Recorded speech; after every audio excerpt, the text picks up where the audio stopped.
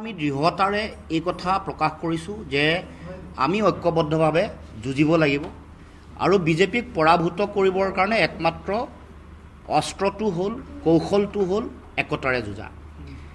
এইটো আমাৰ অসম জাতীয় পৰিষদৰ বিষয় নহয়, এইটো জনগণৰ বিষয়। অসমত যি ফেচিজিম বা যি ধৰণৰ জনগণক সংকটত পেলোৱা ৰাজনীতি বিজেপিয়ে কৰিছে, যিসকলে এই পৰিস্থিতিৰ পৰা পৰিত্ৰাণ বিচাৰে, যিসকলে দেশৰ সংবিধান গণতন্ত্ৰ সুৰক্ষিত কৰিব খোজে, সকলো ৰাইজেই আমাৰ ৰাজনৈতিক দলসমূহ বিৰোধীক একেলগে আগবঢ়াটো বিচাৰিছে। আৰু এই ক্ষেত্ৰত মই আগৰ পৰা কৈ আহিছোঁ যে সকলোৱে বাস্তৱ পৰিস্থিতি অনুধাৱন কৰিব লাগিব। অসমৰ জনগণৰ মনৰ যিটো কথা আৰু আহ্বান সেইটো সকলোৱে বুজিব লাগিব, কাৰণ ভোট দি পৰাভূত কৰিব জনগণেহে।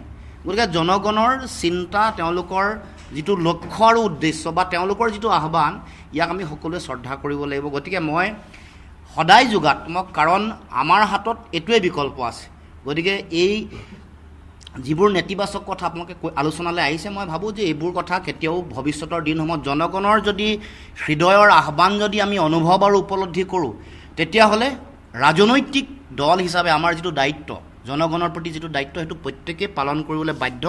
আৰু মই ভাবোঁ যে নিশ্চিতভাৱে এই কথা সকলো ৰাজনৈতিক দলে, মই কাৰো নাম ল'ব খোজা নাই, প্ৰতিটো ৰাজনৈতিক দলে সেই কথা মানি, জনগণৰ আদেশ মানি, তেওঁলোকৰ আশা আকাংক্ষাক প্ৰতিফলিত কৰি সঠিক শুদ্ধ সিদ্ধান্ত প্ৰত্যেকে গ্ৰহণ কৰিব। নহয়, সেইটো মই আশাবাদী আৰু সেই প্ৰক্ৰিয়া ইতিমধ্যে অসমৰ জাতীয় জীৱনৰ বিবেক বুলি যাক কওঁ, হীৰেণ গোহাঁই ছাৰৰ নেতৃত্বত এই কথাটো যিহেতু চলিছে, নিশ্চিতভাৱে এই কথা বতৰাবোৰ তেওঁলোকেও বুজি পাব, উপলব্ধি কৰিব। তেখেতসকলৰ অভিভাৱকত্বত আমি যিহেতু এই প্ৰক্ৰিয়াটোত অংশগ্ৰহণ কৰিছোঁ, সেই কথাৰ নিশ্চয় সকলোৱে উপলব্ধি কৰিব পাৰিব, প্ৰতিগৰাকী ৰাজনীতিকে, কাৰণ বিষয়বোৰ জনগণৰ মাজৰ পৰাই আনিছে।